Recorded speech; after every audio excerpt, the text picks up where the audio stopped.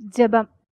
அன்பின் பரலோக பிதாவே, உம்மை நன்றியோடு துதிக்கிறோம் அப்பா, ஸ்தோதரிக்கிறோம், நன்றி செலுத்துகிறோம். உம்முடைய அன்புக்காக, உம்முடைய கிருபைக்காக, உம்முடைய இரக்கங்களுக்காக நன்றி செலுத்துகிறோம் அப்பா. உம்முடைய கிருபை பெரியது, உம்முடைய இரக்கம் மகா பெரியது தகப்பனே. நன்றி செலுத்துகிறோம், உம்மை போற்றுகிறோம், உம்மை புகழுகிறோம், உம்மை வணங்குகிறோம் அப்பா. ஒருவருக்கே எங்கள் ஆராதனையை செலுத்துகிறோம். துதிக்கு பாத்திரரே, உமக்கு நன்றி செலுத்துகிறோம் அப்பா. எங்களுக்கு என்ன என்ன தேவைகளோ எல்லாவற்றையும் சிலுவையில் செய்து முடித்திருக்கிறீர். இந்த சத்தியத்திற்கு நேராக எங்களை வழி நடத்தி கொண்டிருக்கிறீர். இந்த சத்தியத்தை நாங்கள் அறிந்து கொள்ளும் போது விடுதலையை நாங்கள் பெற்றுக்கொள்ளுகிறோம். சத்திய ஆவியானவரே, வேதத்தின் இரகசியங்களை, மறைபொருட்களை எங்களுக்கு எளிமையாக கற்றுக் கொடுக்கிறதற்காக நன்றி அப்பா. தடைகளை, மனக்கடினத்தை இயேசுவின் நாமத்தினாலே அப்புறப்படுத்துகிறேன். சத்தியத்தை தாழ்மையாய் ஏற்றுக்கொள்ளக்கூடிய உணர்வுள்ள இருதயங்களை எங்கள் ஒவ்வொருவருக்கும் நீர் தருகிறதற்காய் நன்றி செலுத்துகிறேன். எங்கள் தேவைகளை அறிந்திருக்கிறீர். எங்களுடைய கேள்விகள், ஏக்கங்கள், சூழ்நிலைகள் எங்களை காட்டிலும் நீர் நன்றாக அறிந்திருக்கிறீர். வார்த்தையாக நீர் கடந்து வருகிறதற்காய் நன்றி. உடைய வார்த்தையை நீர் அற்புதங்களினாலும் அடையாளங்களினாலும் உறுதிப்படுத்துகிறதற்காய் நன்றி செலுத்துகிறேன். என் சுயத்தை மறைத்து நீர் வெளிப்படும். இயேசுவின் மூலம் ஜெபிக்கிறேன் நல்ல பிதாவே, ஆமென். Praise the Lord. ஹல்லேலூயா. நன்றி இயேசுவே. இன்றைக்கு நம்ம பார்க்க போறது விசுவாசத்தை குறித்து பார்க்க போறோம். இந்த விசுவாசம் தேவனோடு உறவுக்குள் நம்மை அழைத்து செல்லுகிறது. இந்த விசுவாசம் தான் நம்ம ரட்சிப்பை பெற்றுக்கொள்றதுக்கும் என்ன செய்து உதவி செய்கிறது. நம்முடைய அனுதின வாழ்க்கையில அவரோடு கரம் பிடித்து நடத்தி செல்றதற்கும், நம்முடைய சூழ்நிலைகளா இருக்கட்டும், நம்முடைய பிரச்சனைகளா இருக்கட்டும், ஒவ்வொரு காரியங்கள்லையும் இந்த விசுவாசம் தான் பொறுமையோடு அவருடைய வார்த்தையை பிடித்து கொண்டு, தேவன் அவருடைய வார்த்தைக்கு உண்மையுள்ளவர் அப்படின்னு சொல்லி ஒரு நம்பிக்கையோடு நம்மளை பொறுமையா நிற்க வைக்கிறது எதுதான்? விசுவாசம்தான். இந்த விசுவாசம்தான் தேவனை நம் வாழ்வில் செயல்பட செய்கிறது. விசுவாசத்தின் மூலமாக தான் தேவன் என்ன செய்ய முடியும்? செயல்பட முடியும். ஏன்னா தேவன் ஆவியானவர். இந்த விசுவாசத்தை குறித்து வேதம் சொல்லுகிறது பல அளவுகள்ல சொல்லப்பட்டிருக்கு. நம்ம நினைக்கலாம், நான் தேவனை நம்புகிறேன், எனக்கு அவர் மேல நம்பிக்கை இருக்கு, எல்லா காரியத்திலையும் நான் அவரை தான் நம்பி இருக்கிறேன் அப்படின்னு சொல்லி நாம சொல்லலாம். ஆனா எதை வேதம் விசுவாசம் என்று சொல்லுகிறது? நம்ம சரீரத்தை எப்படி நம்ம கண்ணாடியில பாக்குறோமோ, நம்முடைய முகத்தை எப்படி நம்ம கண்ணாடியில பாக்குறோமோ, அது போல நம்முடைய ஆவிக்குரிய அடையாளத்தை நம்ம தேவனுடைய வார்த்தையில பார்க்க முடியும். அதனாலதான் தேவனுடைய வார்த்தைக்கு ஆவிக்குரிய கண்ணாடி என்று பெயர். நம்ம எந்த இடத்துல இருக்கிறோங்கிறத அது தெளிவாக படம் பிடித்து காண்பிக்கும். இந்த விசுவாசத்தை குறித்து ஆண்டவராக இயேசு கிறிஸ்து அநேக இடத்துல பேசி இருக்கிறத பார்க்க முடியும். அநேக அற்புதங்கள், அடையாளங்கள் அவர் செய்திருக்கிறார். ஒவ்வொரு அற்புதத்தையும் அடையாளத்தையும் செய்யறதுக்கு முன்னாடி அவர் கேட்கிற ஒரு கேள்வி, நீ விசுவாசிக்கிறாயா? பயப்படாதே, விசுவாசம் உள்ளவனாய் இரு. நீ விசுவாசிக்கிறவனுக்கு எல்லாம் கூடும். நீ விசுவாசித்தால் தேவனுடைய மகிமையை காண்பாய். இந்த விசுவாசம் அப்படிங்கிற ஒரு வார்த்தை இல்லாம அவர் அங்க ஒரு அற்புதம் செஞ்சிருக்க மாட்டார். இந்த விசுவாசத்தை குறிச்சுதான் இன்றைக்கு பார்க்க போறோம். நம்ம விசுவாசம்னு சொல்லி பல இடங்களை நம்ம சொல்லலாம். இந்த விசுவாசம் எப்படிப்பட்டதா இருக்கு, அதோட இயல்பு என்ன அப்படிங்கறத தான் நம்ம இன்னைக்கு பார்க்க போறோம். வாசிக்கலாம். மத்தேயு 6வது அதிகாரம் 25 முதல். ஆகையால் எண்ணத்தை உண்போம் எண்ணத்தை குடிப்போம் என்று உங்கள் ஜீவனுக்காகவும் எண்ணத்தை உடுப்போம் என்று உங்கள் சரீரத்துக்காகவும் கவலைப்படாதிருங்கள் என்று உங்களுக்கு சொல்லுகிறேன். ஆகாரத்தை பார்க்கிலும் ஜீவனும் உடையை பார்க்கிலும் சரீரமும் விசேஷித்தவைகள் அல்லவா? ஆகாயத்து பட்சிகளை கவனித்து பாருங்கள். அவைகள் விதைக்கிறதும் இல்லை, அறுக்கிறதும் இல்லை, களஞ்சியங்களில் சேர்த்து வைக்கிறதும் இல்லை. அவைகளையும் உங்கள் பரமபிதா பிழைப்பூட்டுகிறார். அவைகளை பார்க்கிலும் நீங்கள் விசேஷித்தவர்கள் அல்லவா? கவலைப்படுகிறதினாலே உங்களில் எவன் தன் சரீர அளவோடு ஒரு முழத்தை கூட்டுவான்? உடைக்காகவும் நீங்கள் கவலைப்படுகிறதென்ன? காட்டு புஷ்பங்கள் எப்படி வளருகிறதென்று கவனித்து பாருங்கள். அவைகள் உழைக்கிறதும் இல்லை, நூற்கிறதும் இல்லை. என்றாலும் சாலமோன் முதலாய் தன் சர்வ மகிமையிலும் அவைகளில் ஒன்றை போலாகிலும் உடுத்தி இருந்ததில்லை என்று உங்களுக்கு சொல்லுகிறேன். அற்ப விசுவாசிகளே, இன்றைக்கு இருந்து நாளைக்கு அடுப்பிலே போடப்படும் காட்டு புல்லுக்கு தேவன் இவ்விதமாக உடுத்துவித்தால் உங்களுக்கு உடுத்துவிப்பது அதிக நிச்சயம் அல்லவா? அற்ப விசுவாசிகளே, இன்றைக்கு இருந்து நாளைக்கு அடுப்பிலே போடப்படும் காட்டு புல்லுக்கு தேவன் இவ்விதமாக உடுத்துவித்தால் உங்களுக்கு உடுத்துவிப்பது அதிக நிச்சயம் அல்லவா? இந்த வசனங்கள்ல எதை குறித்து சொல்லப்பட்டிருக்கு அப்படின்னு சொன்னா, பெரிய விஷயங்கள் எல்லாம் இல்லை. அன்றாட வாழ்க்கையில, நம்முடைய தினசரி வாழ்க்கையில நம்முடைய தேவைகளுக்காக கவலைப்படுவதை குறித்து அதுல என்ன செய்யப்பட்டிருக்கு? சொல்லப்பட்டிருக்கு.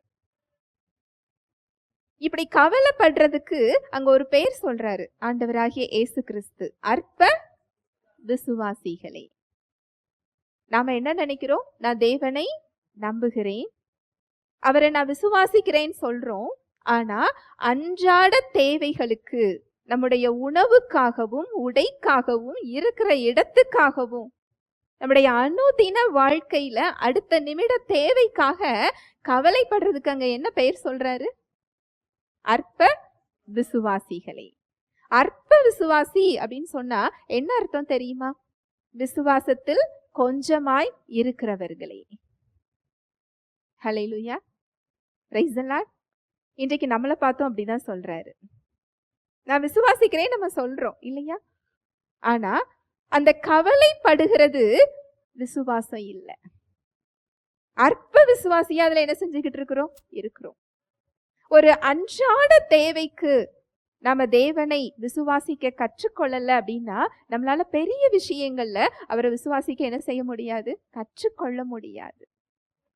ஒரு சின்ன சின்ன விஷயங்கள்ல அவரை நம்புகிறதற்கு, விசுவாசிக்கிறதற்கு நம்ம பிராக்டிஸ் செய்யல அப்படின்னா, அதை பயிற்சி செய்யல அப்படின்னா பெரிய காரியங்களுக்கு அவரை விசுவாசிக்க முடியாது. பெரிய காரியங்கள்ல அவரை விசுவாசிக்கணும்னா நம்ம அனுதின வாழ்க்கையில அவரை விசுவாசிக்க முதல்ல என்ன செய்யணும்? கற்றுக்கொள்ளணும். முதல்ல கவலையில இருந்து வெளியில வர என்ன செய்யணும்? கற்றுக்கொள்ளணும். நம்முடைய அனுதின வாழ்க்கையில சின்ன சின்ன விஷயங்கள்ல கவலையில இருந்து எப்படி வெளிவர முடியும்? மத்தேயு 6:31, 32, 33. ஆகையால் எண்ணத்தை உண்போம் எண்ணத்தை குடிப்போம் எண்ணத்தை உடுப்போம் என்று கவலைப்படாதிருங்கள். இவைகளையெல்லாம் அஞ்ஞானிகள் நாடி தேடுகிறார்கள். இவைகளெல்லாம் உங்களுக்கு வேண்டியவைகள் என்று உங்கள் பரமபிதா அறிந்திருக்கிறார். முதலாவது தேவனுடைய ராஜ்யத்தையும் அவருடைய நீதியையும் தேடுங்கள், அப்பொழுது இவைகளெல்லாம் உங்களுக்கு கூட கொடுக்கப்படும். ஆகையால் எண்ணத்தை உண்போம் எண்ணத்தை குடிப்போம் என்று என்ன செய்யக்கூடாதா? கவலைப்படக்கூடாதா? இது ஆண்டவராகிய இயேசு கிறிஸ்து ஏதோ நமக்கு ஒரு ஆறுதல் சொல்றாரு நீங்க நினைச்சீங்கன்னா இது ஆறுதல் கிடையாது, இது கட்டளை. நீங்க எண்ணத்தை உண்போம் எண்ணத்தை குடிப்போம் எண்ணத்தை உடுப்போம் என்று கவலைப்படாதிருங்கள். இவைகளை எல்லாம் அஞ்ஞானிகள் நாடி தேடுகிறார்கள். இந்த கவலைப்படுறது யாரு கவலைப்படுறாங்களா? அஞ்ஞானிகள். அஞ்ஞானிகள்னா யாருன்னு தெரியுமா? தேவனை அறியாதவர்கள். ஆனா ஒரு வருத்தப்பட வேண்டிய விஷயம் என்னன்னா, தேவனை அறிந்த நாமும் என்ன செஞ்சுட்டு இருக்கிறோம்? கவலைப்பட்டுக்கிட்டு இருக்கிறோம். ஆனா தேவனை விசுவாசிக்கிறேன்னு என்ன செய்யறோம்? சொல்கிறோம். ஆவிக்குரிய கண்ணாடி எவ்வளவு அழகாக நம்மை காண்பிக்கிறது இல்லையா? இதையெல்லாம் அஞ்ஞானிகள் நாடி தேடுகிறார்கள். இவை எல்லாம் உங்களுக்கு வேண்டியவைகள் என்று உங்கள் பரமபிதா அறிந்திருக்கிறார். நம்முடைய பிள்ளைகளுக்கு என்ன தேவை, என்ன கொடுக்க வேண்டும், என்ன சாப்பாடு கொடுக்கணும், என்ன உடை கொடுக்கணும், இந்த வருஷத்துல எவ்வளவு ஸ்கூல் ஃபீஸ் கட்டணும், அவங்களுக்கு என்ன மாதிரி ஒவ்வொரு காலகட்டத்திலையும் வளர்ச்சியிலையும் அது தேவைக்கு நாம என்ன சேர்த்து வைக்கணும், நம்ம யோசிக்கிறோமா இல்லையா? அதை திட்டம் போடுறோமா இல்லையா? நாம பொல்லாதவர்களாகிய நாம் நல்ல ஈவுகளை கொடுக்க அறிந்திருக்கும் போது நமக்காக ஜீவனையே கொடுத்தவர் நம்முடைய தேவைகளை அவர் அறிந்திருக்கிறார். இந்த விசுவாசம் நமக்கு இல்லாததுனாலதான் அடுத்து என்னங்கிற கவலை நமக்கு என்ன செய்யுது? வருது. இவையெல்லாம் உங்களுக்கு தேவை என்று பரமபிதா என்ன செய்கிறாரா? அறிந்திருக்கிறார். அறிந்து அதை அவர் நமக்கு தயார் செய்து வைத்திருக்கிறார். அதுதான் நற்செய்தி. அது என்ன தேவையோ அது சிலுவையில் செய்து முடிக்கப்பட்டாயிற்று.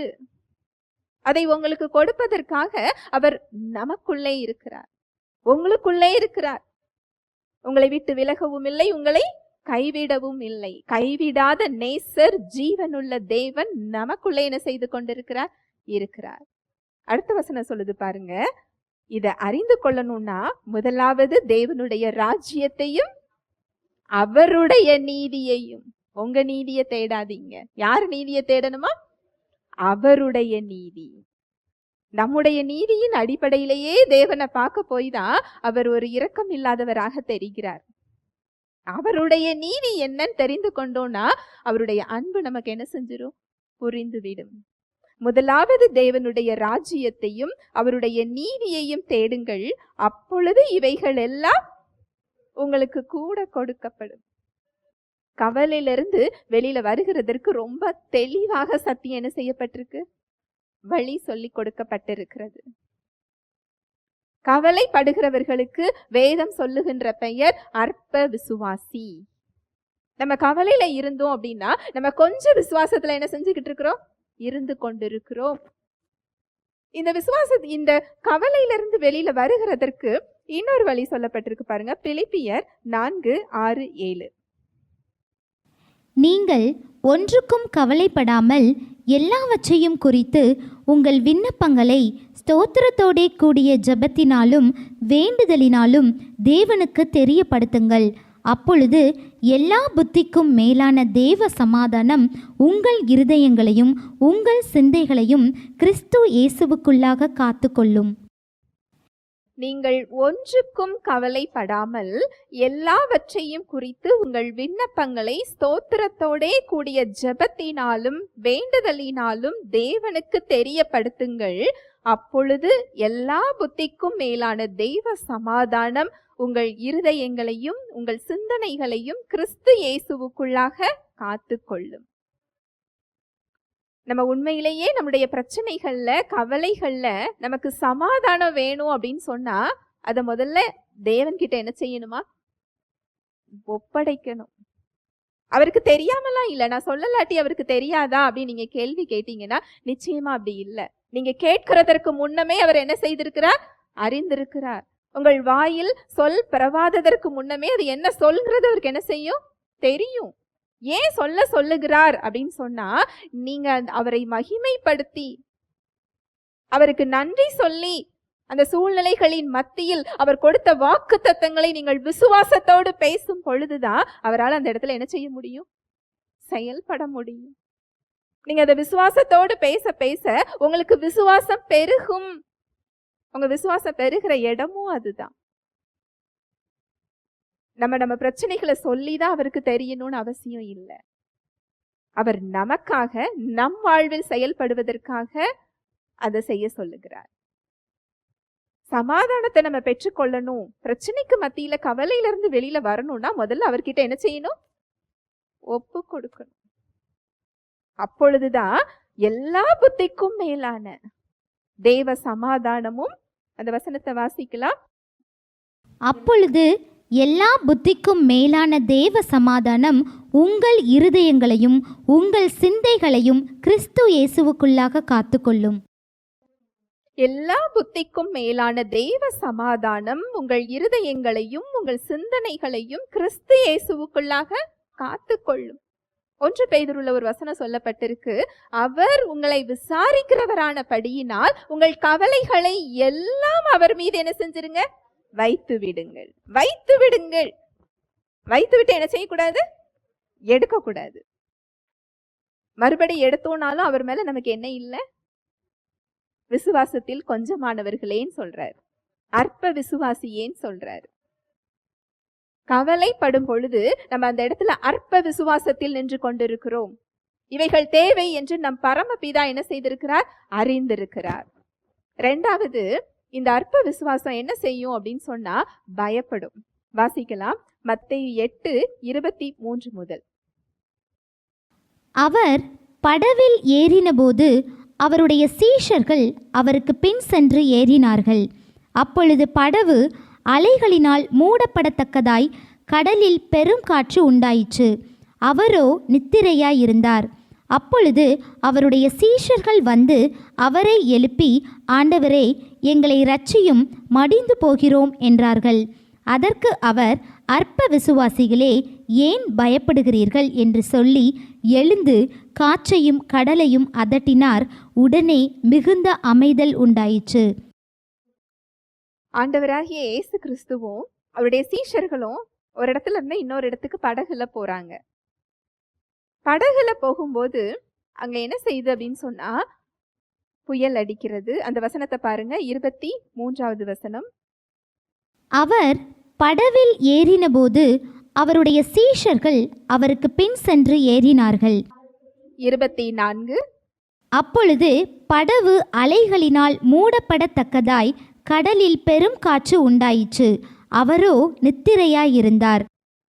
அப்பொழுது படவு அலைகளினால் மூடப்படத்தக்கதாய் கடலில் பெருங்காற்று உண்டாயிற்று. இயேசு கிறிஸ்துவோ என்ன செஞ்சிட்டு இருந்தாரா, நித்திரையா இருந்தாரா. அதாவது படகு அப்படிங்கிறது நீங்க நினைக்கிற மாதிரி ஒரு மூடி இருக்கிற ஒரு படகு இல்ல, மீன் பிடிக்கிற ஒரு சின்ன படகு. பெருங்காற்று அடிச்சது அப்படின்னா படகு என்ன செய்யும், ஆட ஆரம்பிச்சிரும். அது மூடப்படத்தக்கதாய்னா மூழ்கப்படத்தக்கதாய், அந்த அளவுக்கு ஒரு பெரிய காற்று தண்ணி உள்ள வந்திருக்கலாம். ஆனா ஏசு கிறிஸ்து என்ன செஞ்சிட்டு இருந்தாரா, நித்திரையா இருந்தாரா. அப்பொழுது அவருடைய சீஷர்கள் வந்து அவரை எழுப்பி, ஆண்டவரே, எங்களை ரட்சியும், மடிந்து போகிறோம் என்றார்கள். சீஷர்கள்ல பெரும்பாலானோர் மீனவர்கள். மீனவர்கள் புயலையும் காற்றையும் பார்த்து என்ன செய்ய மாட்டாங்க, பயப்பட மாட்டாங்க. அவங்க பயப்படுறாங்க அப்படின்னு சொல்லி சொன்னா அந்த புயல் அந்த காற்று எப்படிப்பட்டதா இருக்கும், உண்மையிலேயே பெருசுதான்.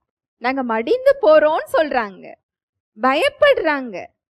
ஏசு கிறிஸ்து எழுந்த உடனே, பரவாயில்ல, சீக்கிரம் என்னை எழுப்பிட்டீங்க, நான் இந்த புயலை அடக்கிடுறேன்னு அவர் என்ன செய்யல, சொல்லல. அதுக்கு மாறா அவர் அங்க என்ன சொல்றார் பாருங்க, 26. அதற்கு அவர், அற்ப விசுவாசிகளே, ஏன் பயப்படுகிறீர்கள் என்று சொல்லி எழுந்து காற்றையும் கடலையும் அதட்டினார். உடனே மிகுந்த அமைதல் உண்டாயிற்று.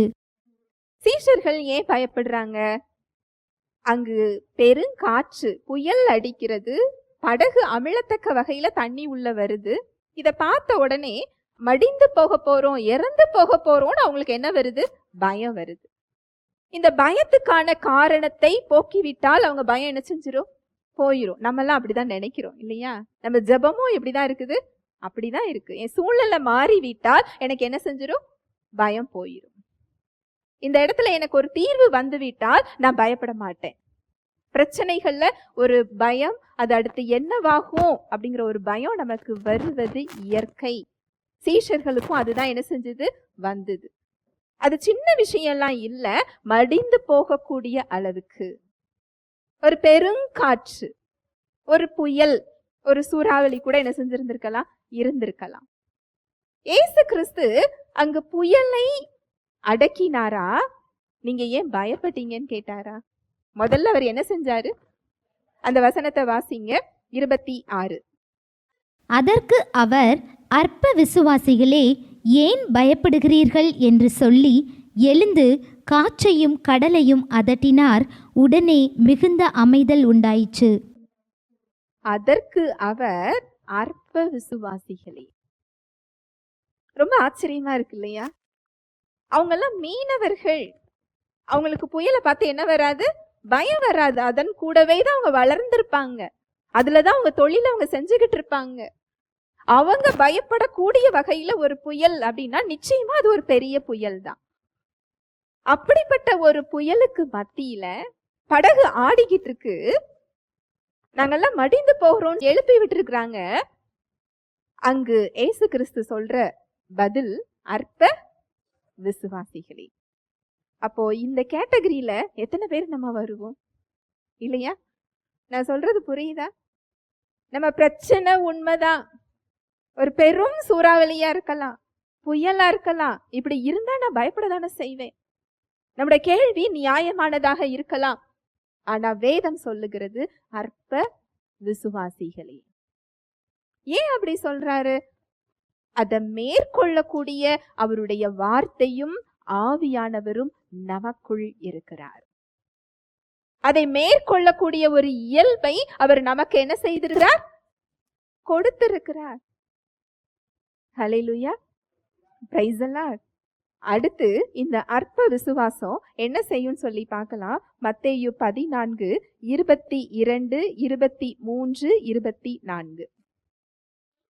இயேசு ஜனங்களை அனுப்பிவிடுகையில் தம்முடைய சீஷர்கள் படவில் ஏறி தமக்கு முன்னே அக்கரைக்கு போகும்படி அவர்களை துரிதப்படுத்தினார். அவர் ஜனங்களை அனுப்பிவிட்ட பின்பு தனித்து ஜெபம் பண்ண ஒரு மலையின் மேல் ஏறி சாயங்காலம் ஆனபோது அங்கே தனிமையாயிருந்தார். அதற்குள்ளாக படவு நடுக்கடலிலே சேர்ந்து எதிர்காற்றாயிருந்தபடியால் அலைகளினால் அலைவுபட்டது. இரவின் 4ஆம் ஜாமத்திலே இயேசு கடலின் மேல் நடந்து அவர்களிடத்திற்கு வந்தார். அவர் கடலின் மேல் நடக்கிறதை சீஷர்கள் கண்டு கலக்கமடைந்து ஆவேசம் என்று சொல்லி பயத்தினால் அலறினார்கள். உடனே இயேசு அவர்களோட பேசி, திடன் கொள்ளுங்கள், நான் தான், பயப்படாதிருங்கள் என்றார். பேதுரு அவரை நோக்கி, ஆண்டவரே, நீரே ஆனால் நான் ஜலத்தின் மேல் நடந்து உம்மிடத்தில் வர கட்டளையிடும் என்றான். அதற்கு அவர், வா என்றார். அப்பொழுது பேதுரு படவை விட்டிறங்கி இயேசுவினிடத்தில் போக ஜலத்தின் மேல் நடந்தான். காற்று பலமாயிருக்கிறதை கண்டு பயந்து அமிழ்ந்து போகையில், ஆண்டவரே, என்னை இரட்சியும் என்று கூப்பிட்டான். உடனே இயேசு கையை நீட்டி அவனை பிடித்து, அற்ப விசுவாசியே, ஏன் சந்தேகப்பட்டாய் என்றார். இது நம்ம வாழ்க்கையோட ஒத்து போகும். இதெல்லாம் யாருக்கோ எப்பொழுதோ எங்கேயோ நடந்ததுன்னு ஒரு கதை படிக்கிற மாதிரி நம்ம என்ன செய்யக்கூடாது? படிக்கக்கூடாது. ஒவ்வொரு வார்த்தைகளும் நம்முடைய வாழ்க்கையோடு நமக்கு உதாரணங்களாக, நமக்கு பாடங்களாக, நம்ம எப்படி நடந்து கொள்ளணும், எப்படி நம்ம செயல்படணும், எதை விசுவாசிக்கணும், எதை விடணும்னு சொல்லி அவருடைய வார்த்தை நமக்கு என்ன செய்கிறது? கற்றுக் கொடுக்கிறது. அக்கறைக்கு போவோன்னு சொல்லி சீஷர்கள் கிட்ட என்ன செய்கிறாரு? சொல்றாரு. சீஷர்களை கட்டாயப்படுத்தி ஒரு படகுல அனுப்பி விடுகிறார். ஏன்னா சீஷர்களுக்கு போக விருப்பம் இல்லை. ஒரு புயல் வருகிற மாதிரியான ஒரு சூழ்நிலை. ஆனாலும் அவருக்கு கீழ்ப்படிஞ்சவங்க என்ன செய்யறாங்க? போறாங்க. ஏசு கிறிஸ்து கரையில ஜெபம் பண்றதுக்காக இருக்கிறார். ஒரு 2-3 மணி நேரத்துல கடக்க வேண்டிய ஒரு இடத்த இரவு முழுவதும் ஆச்சு அவங்களால என்ன செய்ய முடியல? கடக்க முடியல. பாதி நடுக்கடல்ல நிற்கிறாங்க. ஏசு கிறிஸ்து கடல் மீது நடந்து வருகிறார். சீஷர்கள் கிட்ட அவர் கொடுத்த வார்த்தை என்ன? அக்கறைக்கு போங்கள், உங்களை பாதி கடல்ல மூழ்கடிங்க அப்படின்னு சொல்லி அவர் என்ன செய்யல? சொல்லல. அக்கறைக்கு போவோன்னு அவர் சொல்லி இருக்கிறாரு. எப்படியாவது அக்கறைக்கு அவர் என்ன செஞ்சிருவாரு? கூட்டிட்டு போயிடுவாருங்கிற விசுவாசம் அவங்களுக்கு என்ன செய்யல? வரல. அதே அதிகாரத்துலதான் 5 அப்போ 2 மீனை பல்லாயிரக்கணக்கானோருக்கு அவர் என்ன செஞ்சிருப்பாரு? பெருக செய்திருப்பார். அது சீஷர்களோட கைகள்ல தான் அது என்ன செஞ்சிருக்கும்? பெருகி இருக்கும். அந்த அற்புதத்தை பார்த்தும் அவங்க அந்த வார்த்தையை அவங்களால என்ன செய்ய முடியல? விசுவாசிக்க முடியல. நம்ம எல்லாரும் அடிக்கடி நினைப்போம், ஏசு கிறிஸ்துவோட காலத்துல இருந்தா நான் ஏசு கிறிஸ்துவ இன்னும் நான் ரொம்ப அதிகமா நான் பார்த்திருப்பேன், இன்னும் நான் நம்புவேன்னு சொல்லி நம்ம நினைப்போம். நிச்சயமா இல்ல. நாம ரொம்ப பாக்கியவான்கள். உலகத்தை படைத்தவர், சர்வத்துக்கும் அதிகாரி, ஒரு சாதாரண ஒரு மனித ரூபத்துல பார்த்தா யாரால என்ன செய்ய முடியாது? நம்ப முடியாது. யூதர்களால அதனாலதான் என்ன செய்ய முடியல? நம்ப முடியல. ஹல்லேலூயா, பிரைஸ் தி லார்ட். நம்மளால இப்போ நிறைய ஆதாரங்களோடு அவருடைய வார்த்தை கொடுக்க போய் நம்மளால என்ன செய்ய முடிகிறது? நம்ப முடிகிறது. அந்த காலகட்டத்திலையும் அவரை மேசியா என்று நம்பின சீஷர்கள் பாக்கியவான்கள். ஏன்னா அந்த சரீரத்துல அவங்களால என்ன செய்ய முடியுது? அவங்கள விசுவாசத்தோடு ஏற்றுக்கொள்ள முடிகிறது. இன்னொரு வகையில நாம நினைப்போம், எனக்கு ஒரு அற்புதம் நடந்தா நான் விசுவாசிச்சிருவேன், இதுல நான் ஒரு அடையாளத்தை பார்த்தா நான் நம்புவேன், எனக்கு நேர்ல இயேசு கிறிஸ்து வந்தா எனக்கு ரொம்ப ஆசையா இருக்கு அப்படின்னு சொல்லி நம்ம நினைப்போம். ஒரு நாளும் அற்புதங்களும் அடையாளங்களும் விசுவாசத்தை பெருகச் செய்யாது. இதை நாம முதல்ல புரிந்து கொள்ளணும். அற்புதங்கள் அடையாளங்கள் நடக்கும். நிச்சயமா தேவன் எங்கு வெளிப்படுகிறாரோ அங்கு அதிசயம் தான், அங்கு அற்புதம் தான். அவரை அறிந்து கொள்வதற்கு ஒரு அடையாளமாக அதை கொடுப்பார். ஒரு நம்பிக்கை ஊட்டுவதாக ஒரு அற்புதம் இருக்குமே தவிர விசுவாசம் வளர்கிறது அவருடைய வார்த்தையின் மூலமாக தான். அவருடைய உறவுக்குள்ள நீங்க போக போக அந்த வார்த்தைகளை நீங்க அறிந்து கொள்ள தான் உங்க விசுவாசம் என்ன செய்யும்? வளருமே தவிர ஒரு அற்புதத்தை பார்த்து உங்க விசுவாசம் என்ன செய்யாது? வளராது. அப்படின்னா சீஷர்களோட விசுவாசம் என்ன செஞ்சிருந்திருக்கணும்? பெருகி இருந்திருக்கணும். 5 அப்போ 2 மீன் பல்லாயிரக்கணக்கானோருக்கு அங்க என்ன செய்யப்பட்டிருக்கு? கொடுக்கப்பட்டிருக்கு.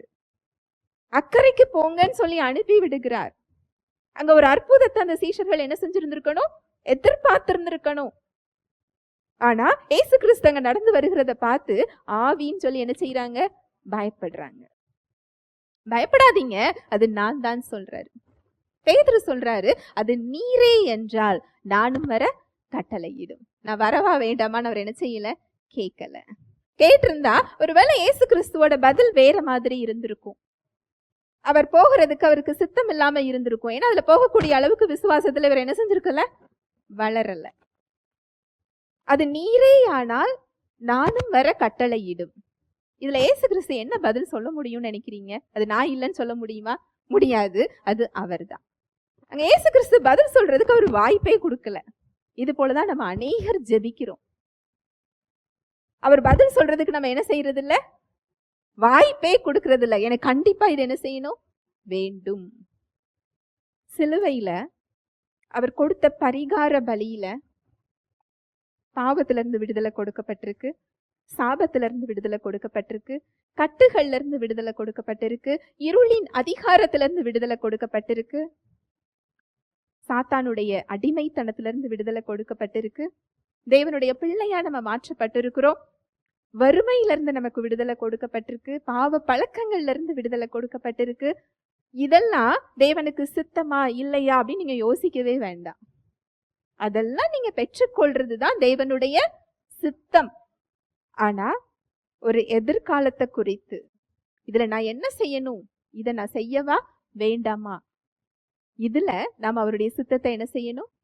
அறிந்து கொள்ளணும்.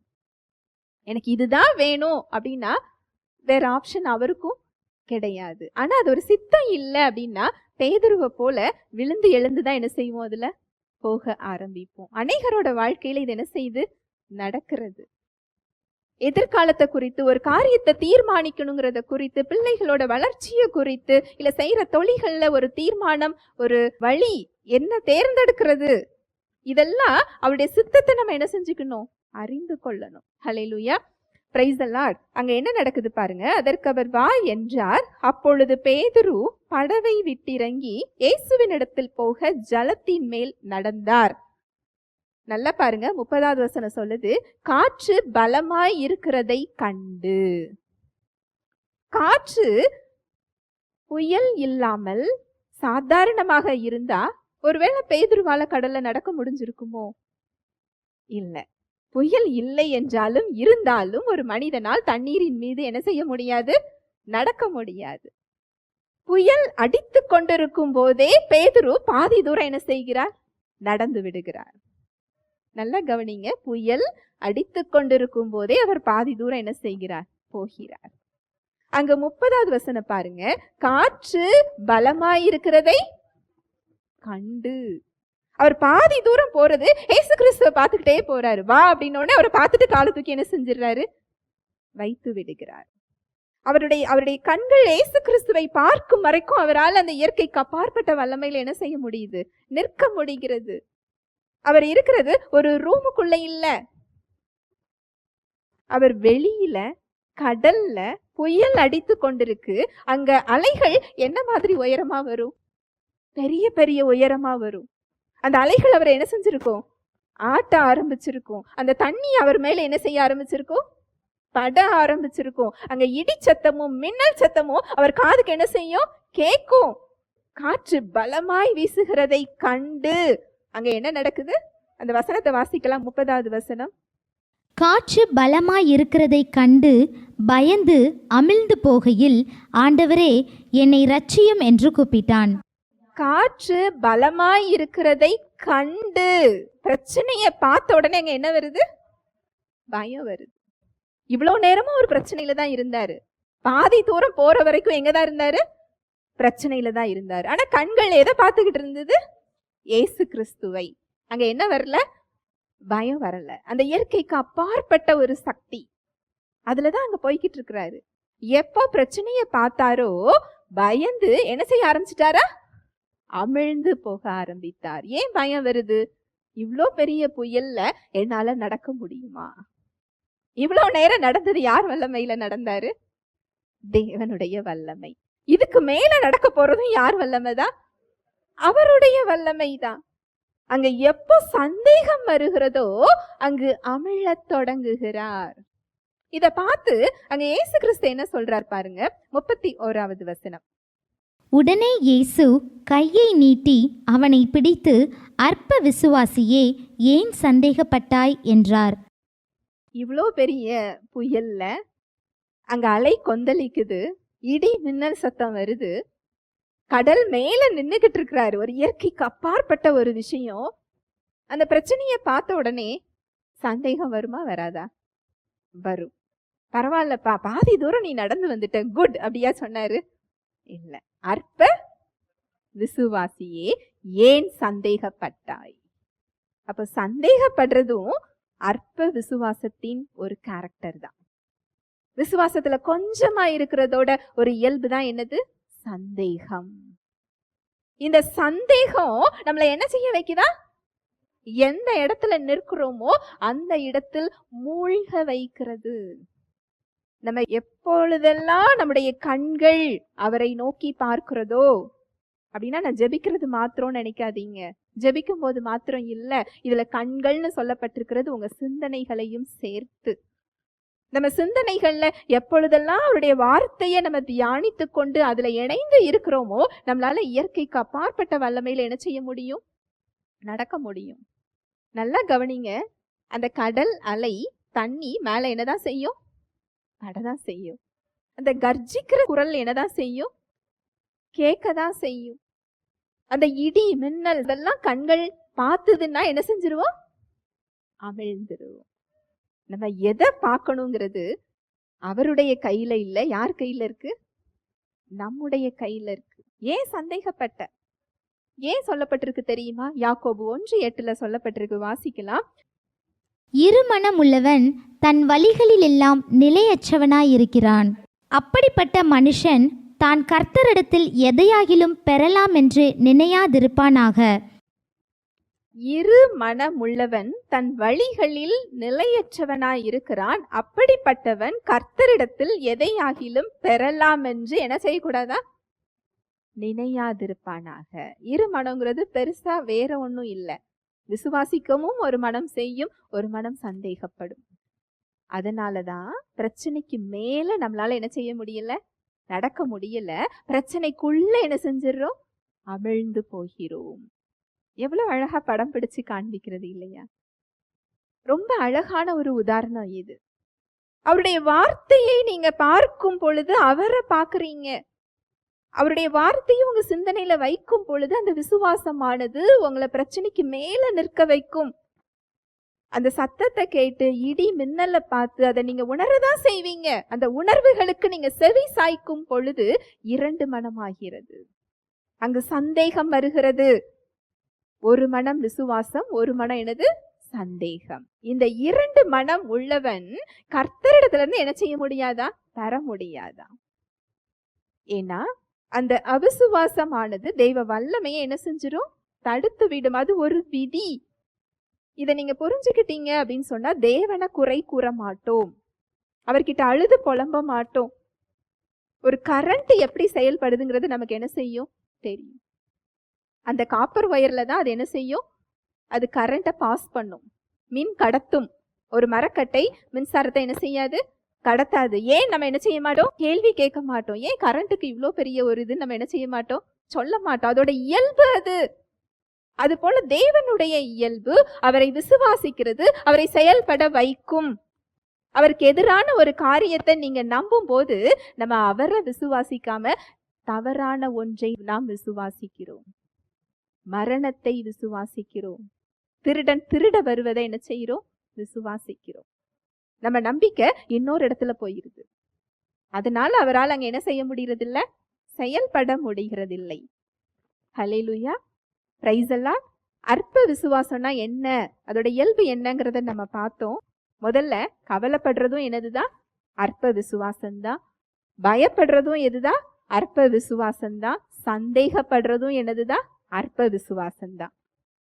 இந்த கொஞ்சம் விசுவாசத்தை இப்ப பார்த்தோம். அடுத்து பார்க்க போறது பெரிய விசுவாசத்தை பார்க்க போறோம். வாசிக்கலாம். மத்தேயு 8:10. இயேசு இதை கேட்டு ஆச்சரியப்பட்டு தமக்கு பின் செல்லுகிறவர்களை நோக்கி, இஸ்ரவேலருக்குள்ளும் நான் இப்படிப்பட்ட விசுவாசத்தை காணவில்லை என்று மெய்யாகவே உங்களுக்கு சொல்லுகிறேன். இயேசு கிறிஸ்து ஒரு விஷயத்தை குறித்து ஆச்சரியப்படுறாரு அப்படின்னு சொல்லி வேதத்துல சொல்லப்பட்டிருக்கிற சம்பவம் என்ன தெரியுமா? 100க்கு அதிபதி.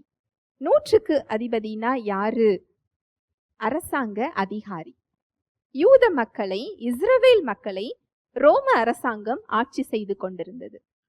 அந்த ரோம அரசாங்கத்துல 100க்கு அதிபதிங்கிறது ஒரு பதவி. அந்த பதவியின் கீழே அவருக்கு ஒரு சில காவலர்கள், ஒரு சில பகுதிகளை கொடுத்து அவர் அமைதியா அந்த இடத்தை என்ன செஞ்சுக்கணும்? பார்த்து கொள்ள வேண்டும். அந்த பொறுப்பை அவங்களுக்கு என்ன செஞ்சிருப்பாங்க? கொடுத்திருப்பாங்க. ஒரு 100 பேர் அவங்களுக்கு கீழே என்ன இருக்கிறாங்க? வேலை செஞ்சுக்கிட்டு இருக்கிறாங்க. அதனாலதான் பேர் என்னது? 100க்கு அதிபதி. இந்த 100க்கு அதிபதி என்ன செய்யறாரா? நீங்க மேல இருந்து வாசிச்சு பாத்தீங்க அப்படின்னு சொன்னா, அவருடைய வேலைக்காரன் திமிர்வாதமாய் கிடந்து கொடிய வேதனைப்படுகிறான் என்று அவரை வேண்டிக் கொண்டார். அதற்கு இயேசு, நான் வந்து அவனை சொஸ்தமாக்குவேன் என்றார்.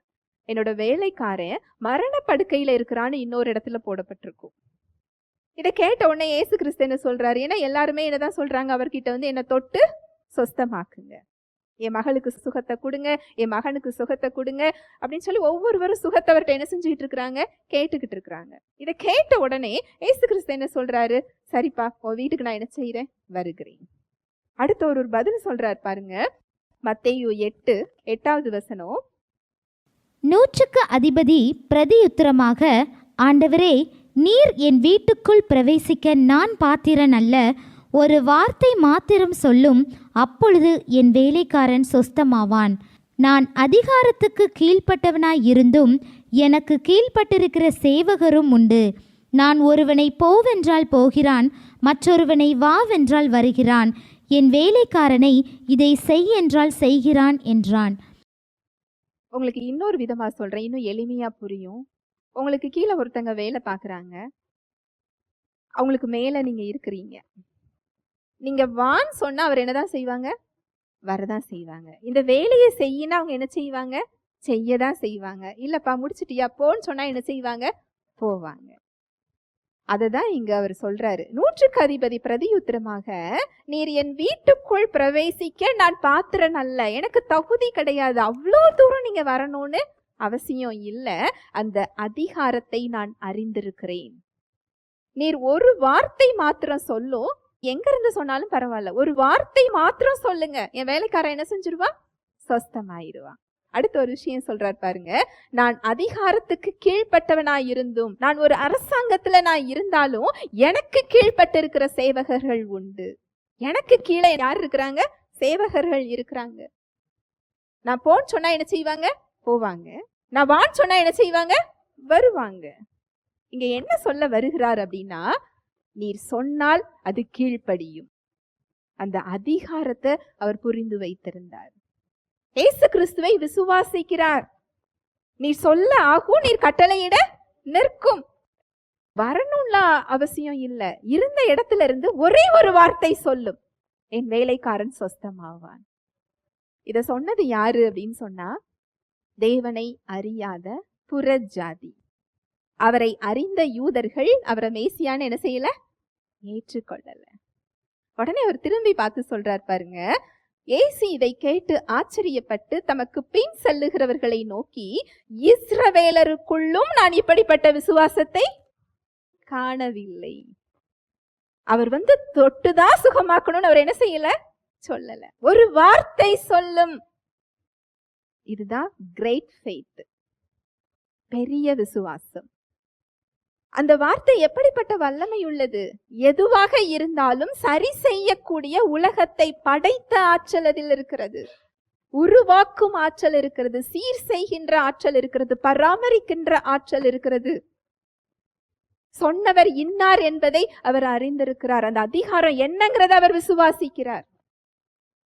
அந்த வார்த்தையை அப்படியே ஏற்றுக்கொள்றதுதான் பெரிய விசுவாசம். அடையாளம் கேட்கறது இல்ல. எனக்கு இதுல ஒரு அடையாளம் வேணும், எனக்கு அவர் ஒரு தரிசனமா வரணும், என் கனவுல வரணும், அப்படி எந்த இதுவும் இல்ல. வார்த்தை சொன்னா போதும், அதுதான் ஆதாரம். இதுதான் பெரிய விசுவாசம். அதுக்காக அடையாளம் கிடைக்காதுன்னு நான் சொல்ல வரல. அது அந்த விசுவாசத்தை விட குறைவுதான். பெரிய விசுவாசம் எதுதான்? வார்த்தையை அப்படியே நம்புவது. ஒரு வார்த்தை தான் சொல்றாரு, நீ போ, வேலைக்காரன் என்ன செய்யறா? சொஸ்தமாயிட்டான். அவர் போற வழியில அவரோட வேலைக்காரன் வருகிறார். வேலைக்காரன் என்ன செஞ்சுட்டா? சொஸ்தமாயிட்டான். எந்த நேரம் சொஸ்தமானா? நேரத்தை கேட்கிறார். அவர் என்ன நேரம் சொன்னாரோ அதே நேரம் அங்க அவன் என்ன செஞ்சுட்டா? சொஸ்தமாயிட்டான். ஹல்லேலூயா, பிரைஸ் தி லார்ட். இதை நீங்க எக்ஸசைஸ் பண்ணி பாருங்களேன், இதை நீங்க பயிற்சி செஞ்சு பாருங்களேன். உங்க சூழ்நிலை எப்படியா இருந்தாலும் சரி, மரண படுக்கைனா என்ன அர்த்தம் தெரியுமா? இதுக்கு மேல உலகத்துல தீர்வே கிடையாது. அப்படிப்பட்ட சூழ்நிலைகள்ல நீங்க நிற்கலாம். அவர் வார்த்தை சொல்லுகிறது, பிள்ளைகளே, நீங்கள் தேவனால் உண்டாயிருந்து உலகத்தை ஜெயித்தீர்கள், அது போதும். அவர் வார்த்தை தான் ஆதாரம். எனக்கு அடையாளம் தேவையில்லை. அதுதான் பெரிய விசுவாசம். அவர் விரும்புகின்ற விசுவாசம் அதுதான். ஹல்லேலூயா, பிரைஸ் தி லார்ட். இன்னொரு சம்பவம் மாத்திரம் பார்த்து முடிக்கலாம். மத்தேயு 15:28. இயேசு அவளுக்கு பிரதியுத்தரமாக, ஸ்திரீயே, உன் விசுவாசம் பெரியது, நீ விரும்புகிறபடி உனக்கு ஆக கடவது என்றார். அந்நேரமே அவள் மகள் ஆரோக்கியமானாள். இயேசு அவருக்கு பிரதியுத்தரமாக, ஸ்திரீயே, உன் விசுவாசம் பெரியது. ஒரு 2 பேரை மாத்திரம்தான் ஆண்டவராக இயேசு கிறிஸ்து பெரிய விசுவாசம்னு சொல்லியிருப்பார். சீஷர்களை பார்த்து அவர் மோஸ்ட்லி அதிக நேரம் அவர் சொன்னது அற்ப விசுவாசியே, அற்ப விசுவாசியே. அந்த பெரிய விசுவாசம் இதுல எந்த சம்பவத்துல சொல்லப்பட்டிருக்கு அப்படின்னா, ஒரு கானானிய ஸ்திரீ. கானானிய ஸ்திரீனா யாரு? இயேசு கிறிஸ்துவோட அந்த யூத குலத்துல உள்ளவங்க கிடையாது. ஒரு புற ஜாதி, தேவனோடு உடன்படிக்கையில் இல்லாதவர். இயேசு கிறிஸ்து செஞ்ச அற்புதங்கள் எல்லாம் கேள்விப்படுறாங்க.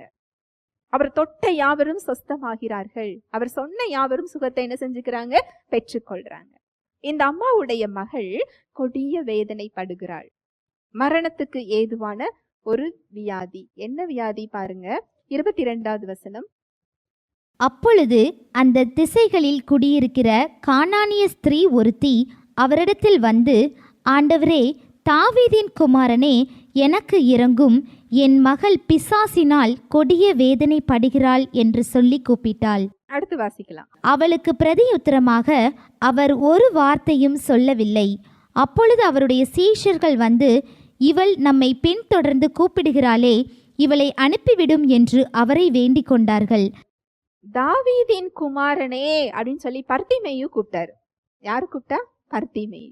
உடனே அவர் என்ன செய்யறாரு? நீ சுகமாக வேண்டும் என்று விரும்புகிறாயா அப்படின்னு கேட்டு சுகத்தை என்ன செய்யறாரு? கொடுக்கிறாரு. அதே மாதிரிதான் இந்த அம்மாவும் சொல்றாங்க, தாவீதின் குமாரனே எனக்கு இறங்கும். ஆனா அவர் காது கொடுத்து என்ன செய்யல? கேட்கல. அவருக்கு பிரதியுத்தரமாக இயேசு கிறிஸ்து ஒரு வார்த்தையும் சொல்லவில்லை. அப்பொழுது அவருடைய சீஷர்கள் வந்து, இவள் நம்மை பின்தொடர்ந்து கூப்பிடுகிறாரே, இவரை அனுப்பிவிடும் என்று அவரை என்ன செய்யறாங்க? வேண்டிக் கொள்றாங்க. தொந்தரவு பண்றாங்களே, என்ன செய்யுங்க? அனுப்பிவிடுங்க. அதற்கு இயேசு, காணாமற் போன ஆடுகளாகிய இஸ்ரவேல் வீட்டாரிடத்திற்கு அனுப்பப்பட்டேனேயே அன்றி மற்றபடி அல்ல என்றார். ஏன் இதுல அப்படி சொல்றாரு? அப்ப அவருக்கு சுகத்தை கொடுக்க சித்தம் இல்லையா அப்படின்னு நிறைய பேர் இதை தவறா புரிந்து கொள்ளுவாங்க. அப்படி இல்லை. அந்த அம்மா தாவீதின் குமாரன்கிற அடிப்படையில அவங்க என்ன செய்ய முடியாது? கேட்க முடியாது. ஏன்னா தேவனோட உடன்படிக்கையில அவங்க கிடையாது. தேவனோட உடன்படிக்கை இஸ்ரவேல் மக்களோடு மாத்திரம்தான் இருந்தது. நம்ம எபேசியர்ல என்ன பார்த்திருக்கிறோம்? அந்த உடன்படிக்கையில இல்லாதவர்கள் அந்நியர்களாக, பரதேசிகளாக அந்த வாக்கு தத்தத்திற்கு சுதந்திரித்து கொள்ள முடியாத ஒரு இடத்துல என்ன செஞ்சுக்கிட்டு இருந்தோம்? நின்று கொண்டிருந்தோம். இந்த கானானிய பெண்ணும் இந்த வாக்கு தத்தத்தை என்ன செய்ய முடியாது? சுதந்திரிக்க முடியாது. அவங்க தாவீதின் குமாரன்கிற அடையாளத்துல போய் அவங்க என்ன செய்ய முடியாது? கேட்க முடியாது. ஏன்னா இயேசு கிறிஸ்து சரீரத்துல ஒரு யூத குலத்துல அவர் என்ன செஞ்சுக்கிட்டு இருக்கிறாரு? நின்று கொண்டிருக்கிறார். அடுத்து நடக்குது பாருங்க, 25வது வசனம் வாசிக்கலாம். அவள் வந்து, ஆண்டவரே, எனக்கு உதவி செய்யும் என்று அவரை பணிந்து கொண்டாள். அவர் அவளை நோக்கி, பிள்ளைகளின் அப்பத்தை எடுத்து நாய்க்குட்டிகளுக்கு போடுகிறது நல்லதல்ல என்றார். உடனே தாவீதின் குமாரன்கிறத அவங்க என்ன செஞ்சுட்டாங்க? விட்டுட்டாங்க. ஆண்டவரே எனக்கு உதவி செய்யுங்கன்னு சொல்லி பணிந்து கொள்றாங்க. உடனே அதுக்கு இயேசு கிறிஸ்து சொல்றாரு, பிள்ளைகளின் அப்பத்தை எடுத்து நாய்க்குட்டிகளுக்கு போடுகிறது நல்லதல்ல. கிட்டத்தட்ட நாயின் தான் அங்க என்ன செய்யப்படுறாரு? அந்த அம்மா சித்தரிக்கப்படுறாங்க. ஆனாலும் அவங்க அதுல என்ன செய்யல? காயப்படல. பெரிய விசுவாசம் விசுவாசத்தை எந்த சூழ்நிலையிலும் விடாது, அதை விட்டு விடாது, காயப்படாது, சோர்ந்து போகாது, தனக்குத்தானே காயப்படுத்திக் கொள்ளாது. ஏன் எனக்கு இவ்வளவு கால தாமதம்? ஏன் நான் என்ன தவறு செய்தேன்? எனக்கு மட்டும் ஏன் இந்த நிலைமை? எனக்கு மட்டும் ஏன் இன்னும் தேவன் கொடுக்கவில்லை? இந்த காயத்துக்கு பெரிய விசுவாசம் என்ன செய்யாது? போகாது, காயப்படாது. இந்த அம்மா காயப்பட்டு பின்னாடி திரும்பி போயிருந்தாங்கன்னு சொன்னா அந்த சுகத்தை அவங்க என்ன செஞ்சிருக்க முடியாது? பார்த்திருக்க முடியாது. ஏனென்றால் அந்த உடன்படிக்கையின் கீழ் அந்த அம்மா கேட்கிற வரைக்கும் இயேசு கிறிஸ்துவால செயல்பட முடியாது. கவனன்ட், அந்த உடன்படிக்கைக்கு வெளியே உள்ளவங்களுக்கு கொடுக்க முடியாதுன்னு சொல்றாரு. அடுத்த வசனம் பாருங்க, 27வது வசனம். அதற்கு அவள், மெய்தான் ஆண்டவரே, ஆகிலும் நாய்க்குட்டிகள் தங்கள் எஜமான்களின் மேஜையிலிருந்து விழும் துணிக்கைகளை தின்னுமே என்றாள். தன்னை தாழ்த்திக்கிறாங்க. உண்மைதான்ப்பா, பிள்ளை இல்ல, ஆனா பிள்ளைகள் சாப்பிட்டு போற கீழே சிந்துறத நான் என்ன செய்யும்? சாப்பிடுவேன், எனக்கு அதை தாங்கன்னு கேக்குறாங்க. பெரிய விசுவாசம் எந்த சூழ்நிலையிலையும் தன்னை தாழ்த்தி கொள்ளும். இந்த தாழ்மை கிருபையை என்ன செய்யும்? பெற்றுக்கொள்ளும். ஹல்லேலூயா, பிரைஸ் தி லார்ட். இயேசு அவருக்கு பிரதியுத்தரமாக, ஸ்திரீயே, உன் விசுவாசம் பெரியது, நீ விரும்புகிறபடி உனக்கு ஆக கடவது என்றார். அந்நேரமே அவருடைய மகள் ஆரோக்கியமானாள். ஹல்லேலூயா, பிரைஸ் தி லார்ட். பெரிய விசுவாசம் எப்பேற்பட்ட சூழ்நிலையிலையும், கதவு பூட்டி இருந்தாலும் தன்னுடைய விசுவாசத்தை அது கைவிடாது, காயப்படாது, சோர்ந்து போகாது, தன்னுடைய விடாமுயற்சியை அது என்ன செய்யாது? விடாது. எப்பேற்பட்ட சூழ்நிலையாக இருந்தாலும் அந்த வார்த்தையை தாழ்மையாக அது என்ன செய்யும்? ஏற்றுக்கொள்ளும். இதெல்லாம் தான் பெரிய விசுவாசத்தோட இயல்புகள். அற்ப விசுவாசத்தோட இயல்புகளையும் நம்ம என்ன செஞ்சோம்? பார்த்தோம். பெரிய விசுவாசம் எனக்கு தொட்டுதான் சுகத்தை கொடுக்கணும் அப்படின்னு சொல்லி பெரிய விசுவாசம் என்ன செய்யாது? தேடாது. ஒரு வார்த்தை போதும். எப்படிப்பட்ட சூழ்நிலையா இருந்தாலும் அந்த வார்த்தை அது சரி செய்ய போதுமானது. நீங்க நினைக்கலாம், இன்னைக்கு நான் நின்று கொண்டிருக்கிற இந்த சூழ்நிலைகள்ல இருந்து தேவன் கொடுத்திருக்கிற பலன்களுக்குள் நான் போக வேண்டுமே, நான் எப்படி செல்வது, எவ்வளவு காலம், எவ்வளவு நேரம் நீங்க கேட்டீங்கன்னா ரொம்ப தூரம்லாம் இல்ல, ரொம்ப பக்கத்துல அவருடைய வார்த்தை, இவ்வளவு தூரம் தான். ஹல்லேலூயா, பிரைஸ் தி லார்ட். வார்த்தை போதுமானது. என்ன, வார்த்தை வேற அவர் வேற கிடையாது. ஆதியிலே வார்த்தை இருந்தது, அந்த வார்த்தை தேவனிடத்தில் இருந்தது, அந்த வார்த்தையே தேவனாய் இருந்தது.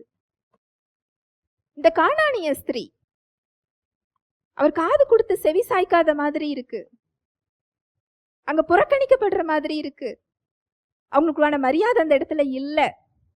ஆனாலும் அவங்க விசுவாசத்தவங்க என்ன செய்யல, விடல.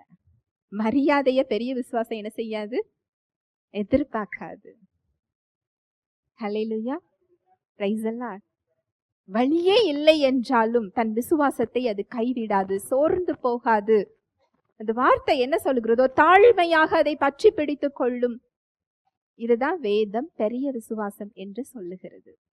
ஹல்லேலூயா, பிரைஸ் தி லார்ட். அப்போ இந்த பெரிய விசுவாசத்தை பெற்றுக்கொள்றதுக்கு நான் அதிக நேரம் ஜெபிக்கணுமா அப்படின்னு நீங்க கேட்டீங்க அப்படின்னா, ஜெபம் கண்டிப்பாக நமக்கு தேவை.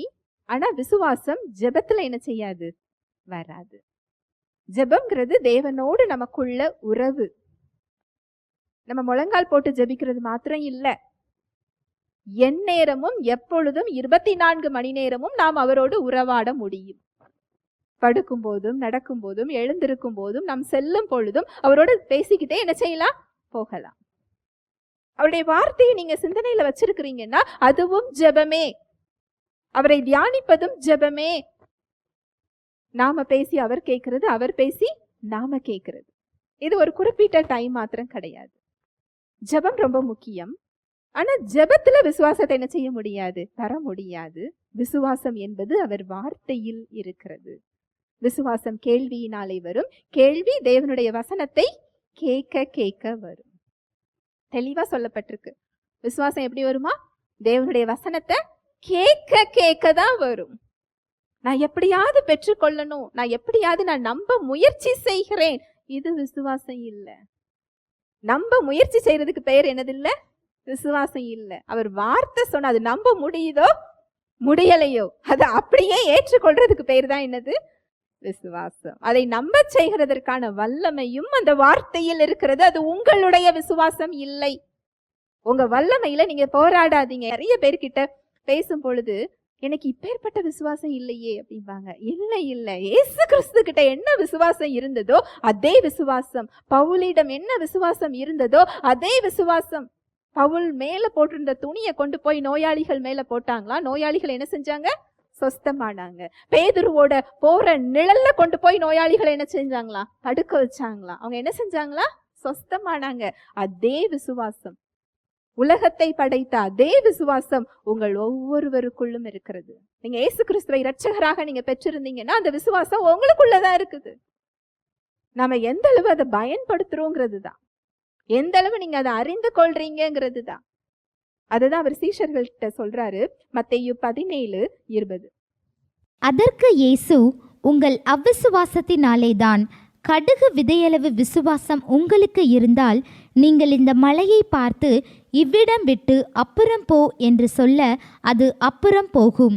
உங்களால் கூடாத காரியம் ஒன்றுமிராது என்று மெய்யாகவே உங்களுக்கு சொல்லுகிறேன்.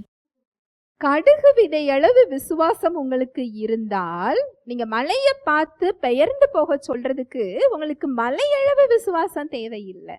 எவ்வளவு விசுவாசம் போதுமா, கடுகளவு. ஆனா சந்தேகமே இல்லாத விசுவாசம் வேணும். இதுல நிறைய சம்பவங்கள் இன்னைக்கு பார்த்தோம் இல்லையா. அற்ப விசுவாசியே, கவலைப்படும் போது அற்ப விசுவாசியே, பயப்படும் போது அற்ப விசுவாசியே, சந்தேகப்படும் போது அற்ப விசுவாசியே. இதுல ஒரு விசேஷம் என்ன அப்படின்னா, இதெல்லாம் நார்மலான சூழ்நிலைகள்ல சொல்லப்பட்டது இல்லை.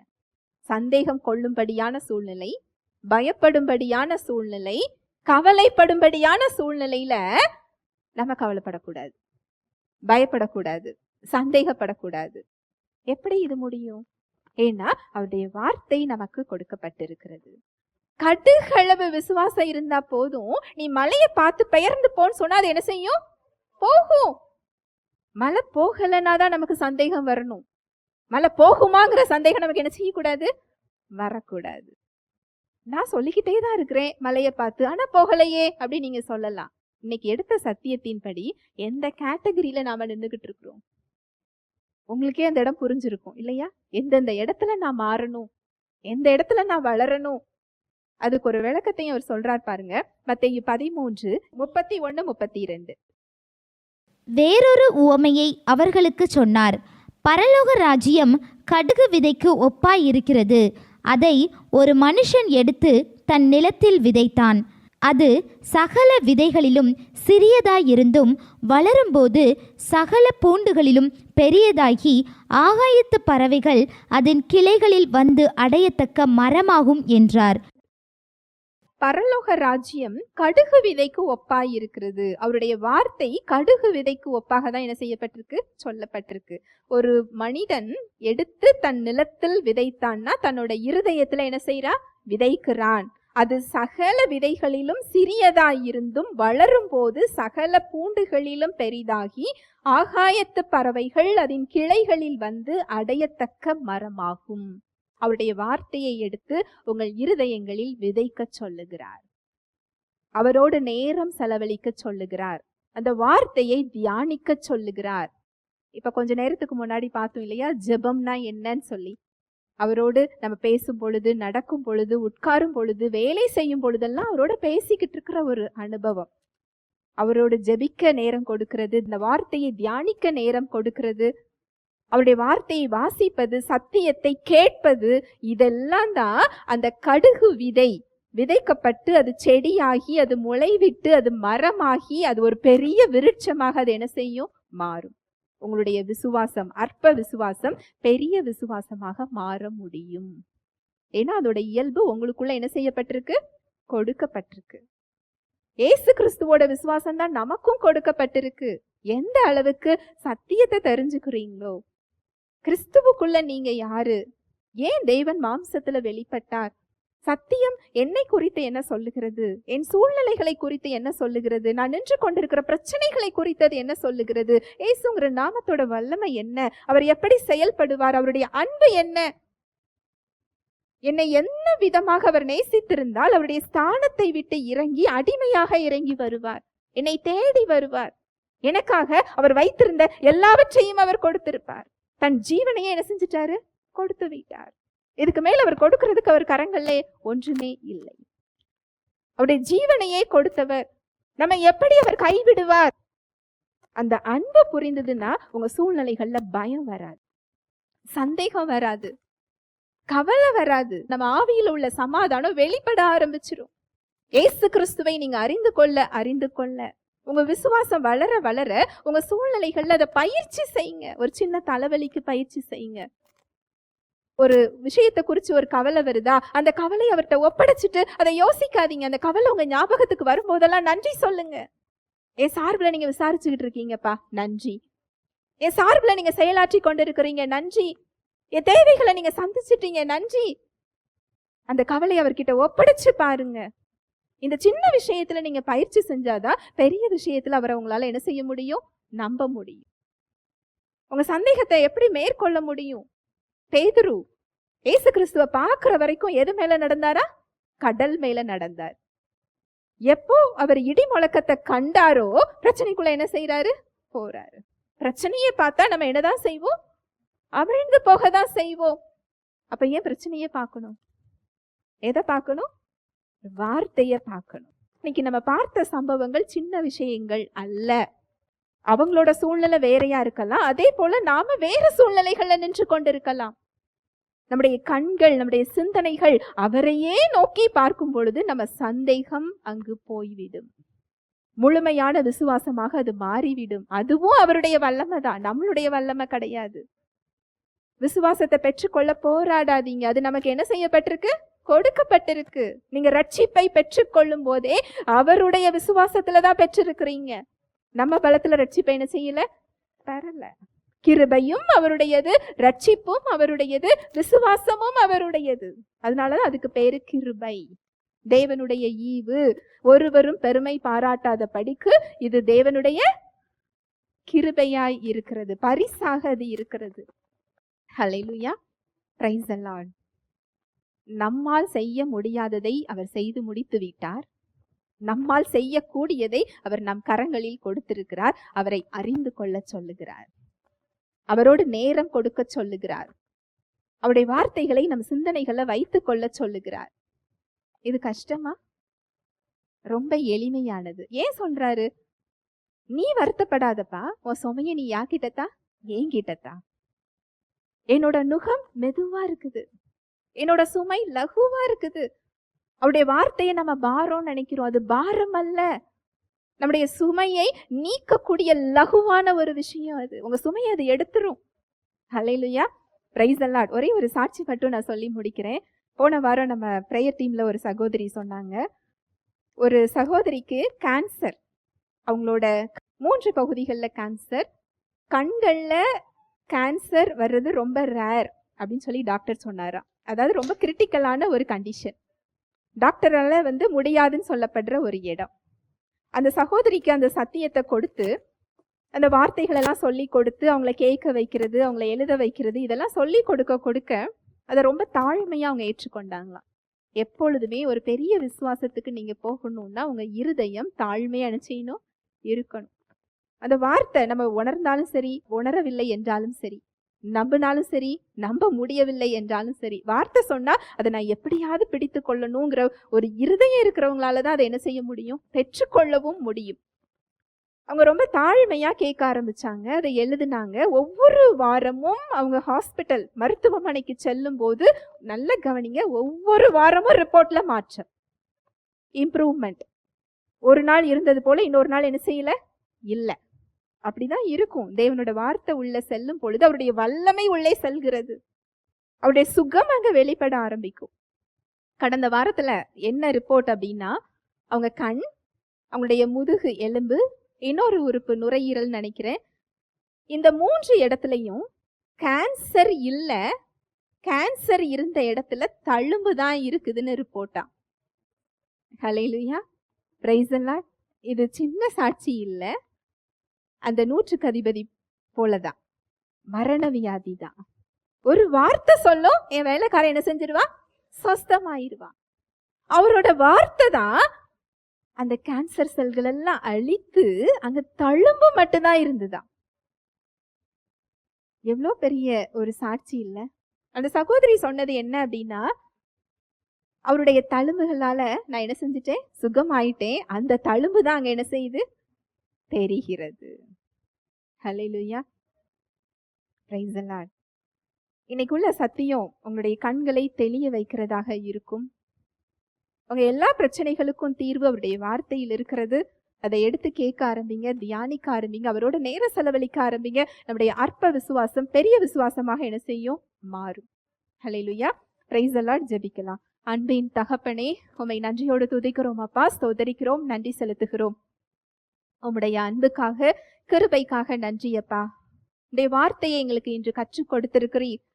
எந்த இடத்தில் உம்மை விசுவாசிக்க முடியாமல் சந்தேகத்தோடு, பயத்தோடு, கவலையோடு நாங்கள் நின்று கொண்டிருக்கிறோம், அற்ப விசுவாசிகளாக நின்று கொண்டிருக்கிறோம், இந்த இடத்தை இன்று எங்களுக்கு கற்றுக் கொடுத்திருக்கிறீர். நாங்கள் மாற வேண்டிய இடத்தை இன்று சுட்டி காண்பித்திருக்கிறீர். எங்கள் கவலையை உம்மிடத்தில் இறக்க கற்றுக்கொள்ளுகிறோம். உம்முடைய அன்பை அறிந்து கொள்ள தீர்மானம் எடுக்கிறோம். உம்மோடு நேரம் செலவழிக்க நாங்கள் தீர்மானம் எடுக்கிறோம். எங்கள் பிரச்சனைகளை அல்ல, உம்மை நோக்கி பார்க்க நாங்கள் கற்றுக்கொள்ளுகிறோம் ராஜா. பெரிய விசுவாசத்தை எங்களுக்கு நீர் கொடுத்திருக்கிறீர். உம்முடைய விசுவாசத்தையே எங்களுக்கு நீர் தந்திருக்கிறீர். இதை வளர்த்து கொள்ள இன்று நாங்கள் தீர்மானம் எடுக்கிறோம். எங்களை முழுமையாக உம்மிடத்தில் ஒப்புக் கொடுக்கிறோம். வந்திருக்கிற ஒவ்வொருவரையும் உடைய கரத்தில் தருகிறேன். என்ன தேவையில வந்தாங்களோ அவங்களுக்கு ஏற்ற மன்னாவை நீர் கொடுத்ததற்காக நன்றி.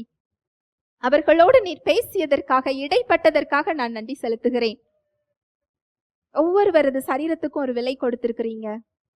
இயேசு கிறிஸ்துவின் சொந்த சரீரமா இருக்கிறாங்க. அவங்களுடைய பாவங்களை நீங்க சுமந்து கொண்டீங்க, நோய்களை சுமந்து கொண்டீங்க, கடைசி சொட்டு ரத்தம் வரைக்கும் அவர்களுக்காக நீர் சிந்தி இருக்கிறீர். இயேசு கிறிஸ்துவின் சரீரமாக நீங்க இருக்கிறீங்க. உங்க பலவீனங்கள் அவர் சுமந்து கொண்டதை பாருங்க, உங்க நோய்கள் அவர் சுமந்து கொண்டதை பாருங்க, அவருடைய ரத்தத்தினால நீங்க கழுவப்படுறத பாருங்க. Thank you Lord. நன்றி செலுத்துகிறேன் ராஜா. பரலோக ராஜ்யத்தின் திறவுகோள்களை எங்களுக்கு நீங்க தந்திருக்கிறீங்க. பூமியில் நாங்கள் எதை கட்டுகிறோமோ அது பரலோகத்தில் கட்டப்பட்டிருக்கும். பூமியில் நாங்கள் எதை கட்டவிழ்கிறோமோ அது பரலோகத்தில் கட்டவிழ்க்கப்பட்டிருக்கும் என்று உடைய வார்த்தை சொல்லுகிறது.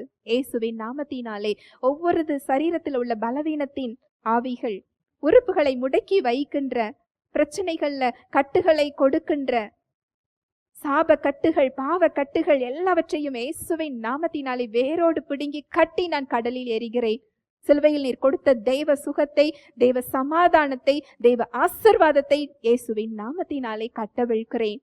கிறிஸ்துவை மரித்தோரிலிருந்து எழுப்பின வல்லமையுள்ள ஆவியானவர் ஒவ்வொருவரது சரீரத்தையும் உறுப்புகளையும் உயிர்ப்பித்துக் கொண்டிருக்கிறார். வல்லமையுள்ள ஆவியானவரால் நீங்க உயிர்ப்பிக்கப்பட்டு கொண்டிருக்கிறீங்க. உங்க சிந்தனைகள் உயிர்ப்பிக்கப்பட்டு கொண்டிருக்கிறது.